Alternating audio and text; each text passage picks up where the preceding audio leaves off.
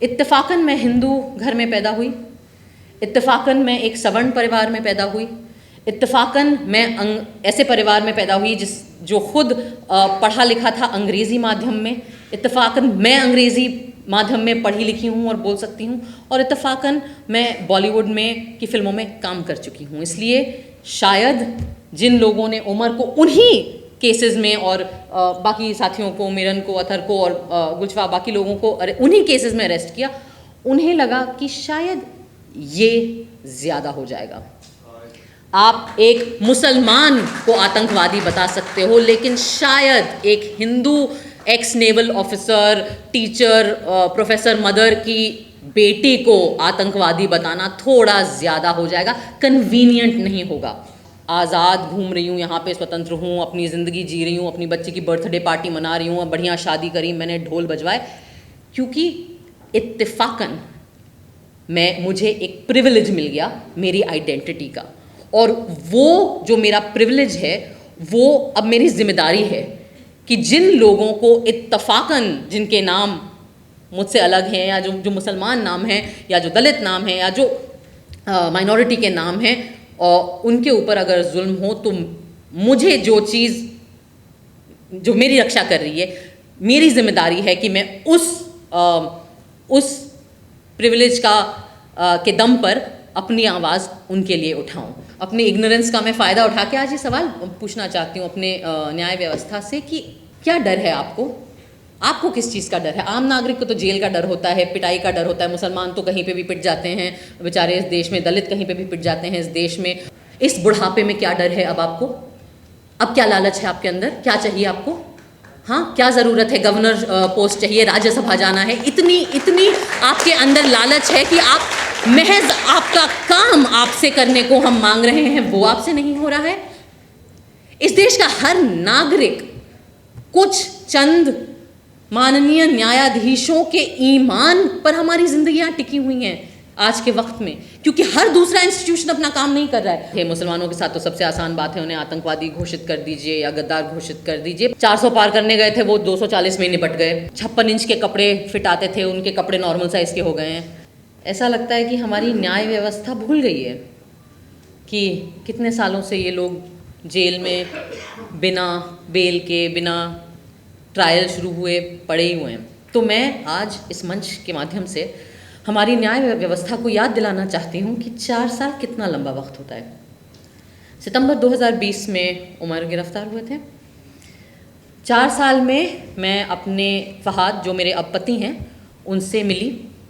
दोस्त थी पहले, जब उमर गिरफ्तार हुए हम दोस्त थे, जब अतर गिरफ्तार हुए हम दोस्त थे, महज दोस्त थे। उन 4 साल में हमारी दोस्ती पक्की हुई। ये लोग तभी भी जेल में थे। हमारी दोस्ती और पक्की हुई, ये तभी भी जेल में पड़े रहे।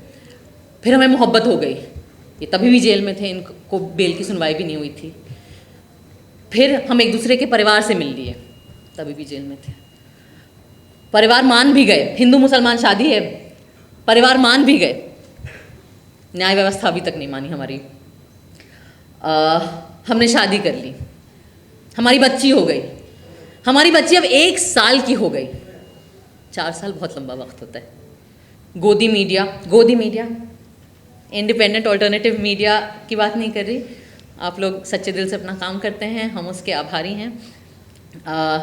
4 साल में जिस गोदी मीडिया ने उमर के खिलाफ, इन सब लोगों के खिलाफ इतना विट्रियोलिक, इतना जहरीला कैंपेन चलाया था, वो गोदी मीडिया नंगी हो गई इन 4 साल में। उन्होंने उन 4 साल में और भी अलग अलग तरह के विक्टिम ढूंढे जिनके ऊपर मीडिया ट्रायल चलाया जा सकता हो।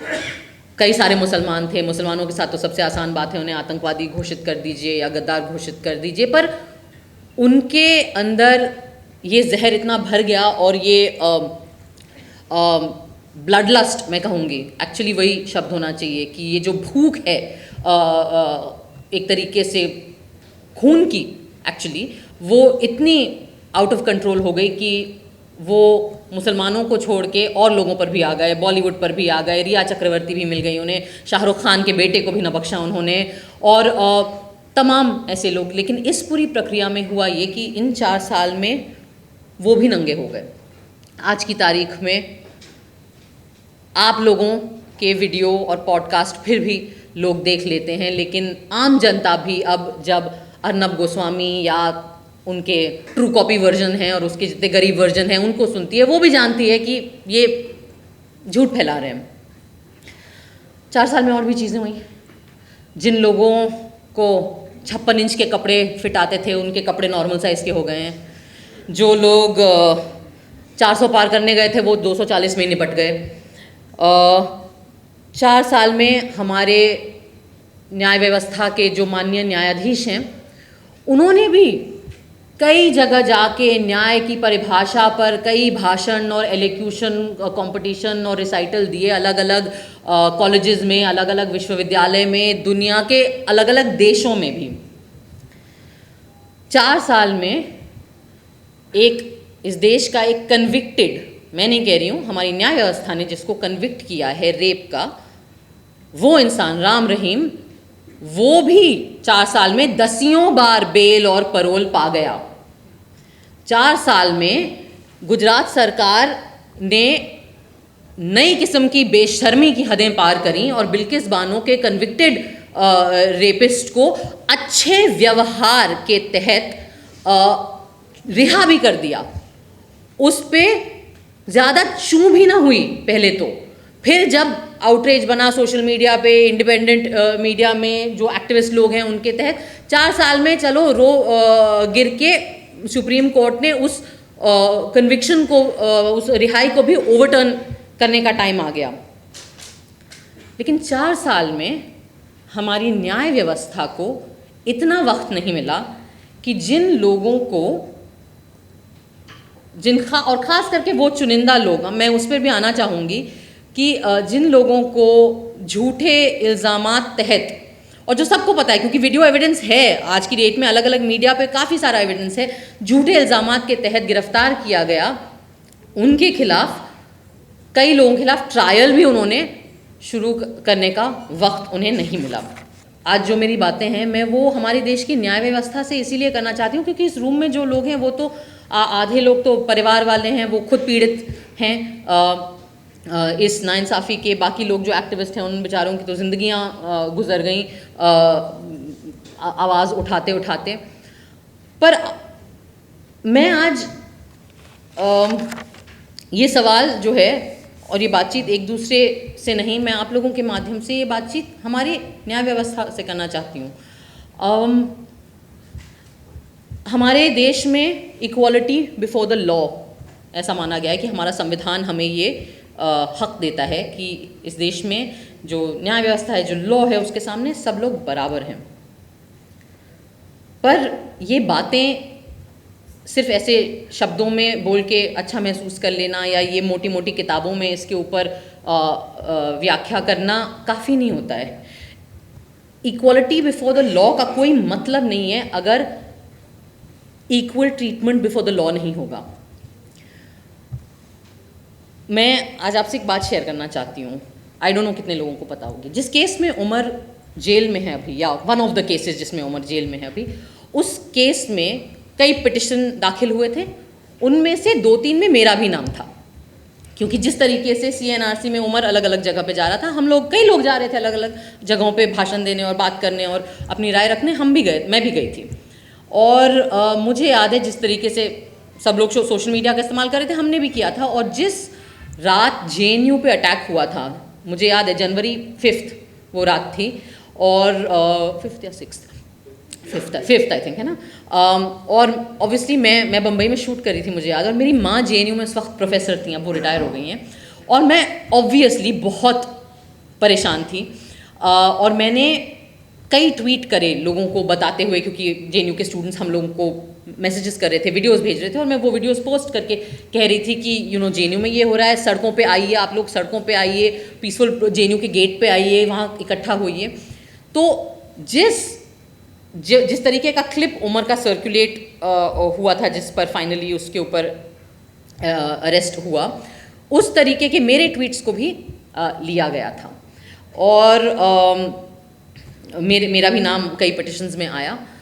और जैसा कुणाल ने कहा, आई सपोज ये मेरे एक्सीडेंट ऑफ माई बर्थ जिसको कहते हैं, कि इत्तेफाकन मैं हिंदू घर में पैदा हुई, इत्तेफाकन मैं एक सवर्ण परिवार में पैदा हुई, इत्तेफाकन मैं ऐसे परिवार में पैदा हुई जो खुद पढ़ा लिखा था अंग्रेज़ी माध्यम में, इत्तेफाकन मैं अंग्रेज़ी माध्यम में पढ़ी लिखी हूँ और बोल सकती हूँ, और इत्तेफाकन मैं बॉलीवुड में की फिल्मों में काम कर चुकी हूँ। इसलिए शायद जिन लोगों ने उमर को उन्हीं केसेस में और बाकी साथियों को, मिरन को, अथर को और गुलशफा बाकी लोगों को उन्हीं केसेस में अरेस्ट किया, उन्हें लगा कि शायद ये ज़्यादा हो जाएगा।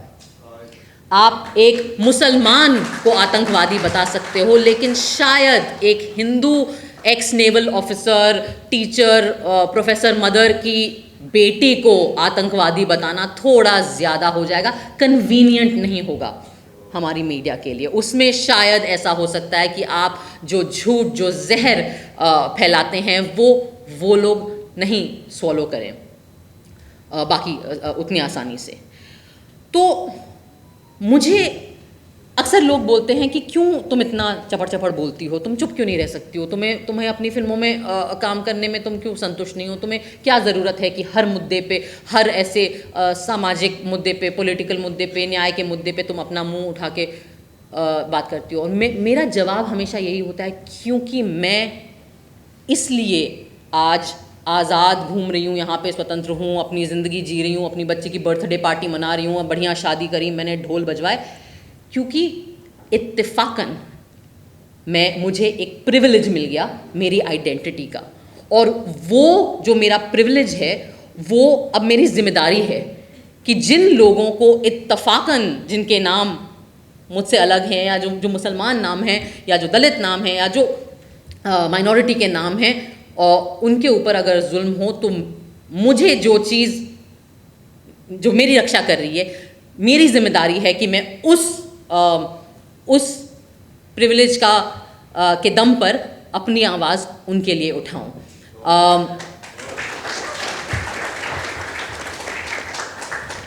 मैं एक और सवाल पूछना चाहती हूँ, और हो सकता है अब तो खैर आईपीसी बदल गया है, पता नहीं कौन सी एक नई भारत कुछ क्या बीएनएस कुछ न्याय क्या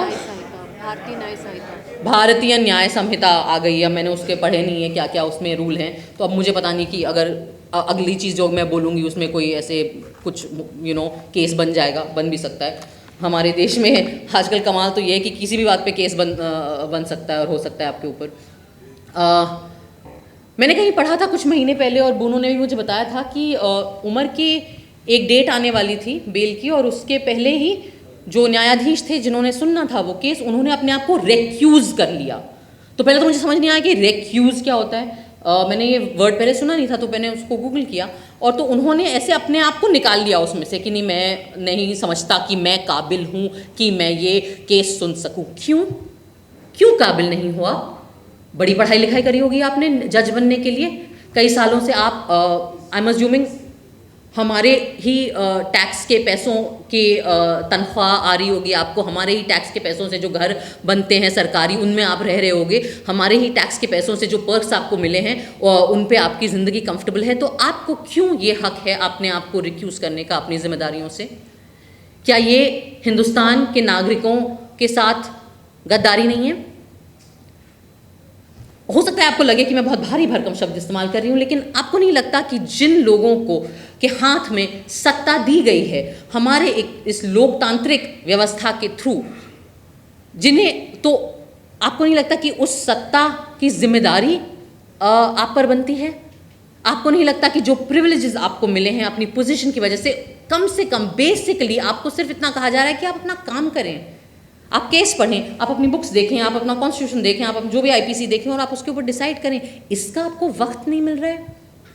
कपिल सिब्बल साहब ने कहा कि मुझे 20 मिनट दे दीजिए, आपको 20 मिनट नहीं मिल रहे। माननीय प्रधानमंत्री के साथ आपको गणेश पूजा करने का बहुत वक्त मिल गया था, पर अपना काम करने के लिए 20 मिनट नहीं मिलते हमारे न्यायाधीशों को। एक जस्टिस थे, शायद उनका नाम बोपन्ना जी था, उन्होंने कहा मुझे 2 मिनट लगेंगे उमर का केस में वर्डिक्ट सुनाने में। बड़ी अच्छी बात है, बड़ा आपने सीना ठोक के दावा कर दिया, तो 2 मिनट नहीं मिले आपको। मैं इसलिए ये सवाल पूछना चाहती हूँ कि अक्सर हम बड़ी आसानी से नेताओं को गालियाँ देते हैं, बड़ी आसानी से पुलिस को गाली दे देते हैं, हम बड़ी आसानी से एक दूसरे को गाली देते हैं, लेकिन न्याय व्यवस्था से कोई भी सवाल उठाने में बहुत डर लगता है क्योंकि कंटेम्प्ट ऑफ कोर्ट हो जाएगा। यहाँ जितने लोग बैठे हैं हम श्योर उन सब पे लग चुका है। कुणाल के ऊपर तो ऑलमोस्ट ये गए थे अंदर, ऑलमोस्ट फिर बच गए थैंक्स टू इत्तेफाकन accident of birth, surname Kamra है इनका। मेरे ऊपर भी लगा था दो बार कंटेम्प्ट ऑफ कोर्ट, लेकिन वो इतना बेवकूफ़ी भरा एलिगेशन था कि उन्होंने लिया ही नहीं। तो आज मैं पता नहीं, शायद नई आईपीसी में कंटेम्प्ट ऑफ कोर्ट हो ही ना, मैंने देखा नहीं। अपने इग्नोरेंस का मैं फ़ायदा उठा के आज ये सवाल पूछना चाहती हूँ अपने न्याय व्यवस्था से कि क्यों, क्या डर है आपको किस चीज़ का डर है? आम नागरिक को तो जेल का डर होता है, पिटाई का डर होता है, मुसलमान तो कहीं पे भी पिट जाते हैं बेचारे इस देश में, दलित कहीं पे भी पिट जाते हैं इस देश में। हम लोगों को भी डर लग सकता है कि काम नहीं मिलेगा, कॉमेडी के शोज़ नहीं मिलेंगे, फिल्में बंद हो जाएंगी, जिनके बच्चे हैं छोटे छोटे उनको अलग अलग किस्म के डर लगते हैं। आपको क्या डर लगता है? आपके पास तो पूरा तंत्र है, आपके पास तो सारी सरकारी तंत्र है। जब तक आप इन बड़े बड़े सुप्रीम कोर्ट, हाई कोर्ट तक पहुंच जाते हो, आप तो 60 साल 50 साल के ऊपर होते होंगे, आपके तो बच्चे भी बड़े हो गए होंगे, अच्छी महंगी कॉलेजेस में आप उन्हें पढ़ाते हैं, बाहर भेजते हैं यूनिवर्सिटीज़ में, वो भी सेटल हो जाते हैं, उनकी शादियाँ हो जाती हैं, उनके भी बच्चे होते हैं। तो इस बुढ़ापे में क्या डर है अब आपको? अब क्या लालच है आपके अंदर? क्या चाहिए आपको? हाँ, क्या ज़रूरत है? गवर्नर पोस्ट चाहिए, राज्यसभा जाना है, इतनी आपके अंदर लालच है कि आप महज आपका काम आपसे करने को हम मांग रहे हैं, वो आपसे नहीं हो रहा है। इस देश का हर नागरिक कुछ चंद माननीय न्यायाधीशों के ईमान पर हमारी जिंदगियां टिकी हुई हैं आज के वक्त में, क्योंकि हर दूसरा इंस्टीट्यूशन अपना काम नहीं कर रहा है। हरतोष सर ने बात करी दूसरे सरकारों की, उन्होंने अपना काम नहीं किया। कुणाल ने बात करी मीडिया, गोदी मीडिया की, मेन स्ट्रीम मीडिया की, वो अपना काम नहीं कर रही। पुलिस तो हमारी खैर वाह ही है, वो अपना काम नहीं करती।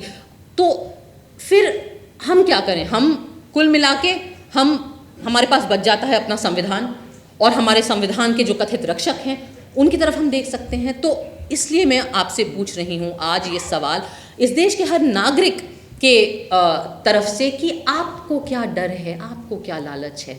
होता है कि आप लोग अपना बेसिक काम नहीं कर पाते हैं, इतना वक्त आपको लग जाता है, और वो भी जब हर अति पार हो जाती है, तब आपके अंदर जब स्टेट्स के चीफ मिनिस्टर अरेस्ट होने लगते हैं, जब इतना सर से पानी इतनी ऑब्वियस चीज़ें हो जाती हैं, उसके बाद इलेक्शन आ जाता है, फिर 400 पार नहीं होते, आप हार ही जाते हैं, आपको बैसाखी की सरकार चलानी पड़ रही है, तब हमारे माननीय न्यायाधीशों को वक्त मिलता है कि वो बेल की सुनवाई लोगों की करना शुरू कर दें। मैं नहीं मानती कि ये किसी भी प्रकार का न्याय है। न्याय करने में होता है, न्याय बोलने में नहीं होता, न्याय भाषणबाजी नहीं होती, न्याय एक्शन होता है। और आज मैं ये बोलना चाहूँगी कि मुझे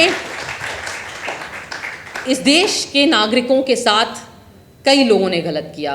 अगर मैं अंग्रेजी में बोलूँ, then the citizens of our country have been let down by almost every institution that has been given power by the democratic setup of our country.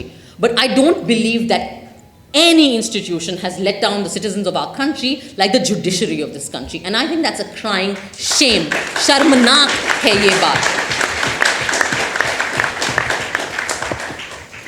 और मुझसे पूछा जा सकता है कि क्यों तुम्हें क्यों इतनी इमोशनल होने की बात नहीं है? नहीं है क्योंकि जब बेल नहीं मिलता है ना, तो ऑफ कोर्स परिवार परेशान होते हैं, माएँ बेबस होती हैं, बहनों का दिल दुखता है, बच्चे बड़े हो जाते हैं, आपको देखने को नहीं मिलता। Sorry, I am little hormonal and emotional, मेरी बच्ची बहुत छोटी है अभी, I am a nursing mother, so अगर मैं इमोशनल हूँ तो मैं माफ़ी चाहती हूँ।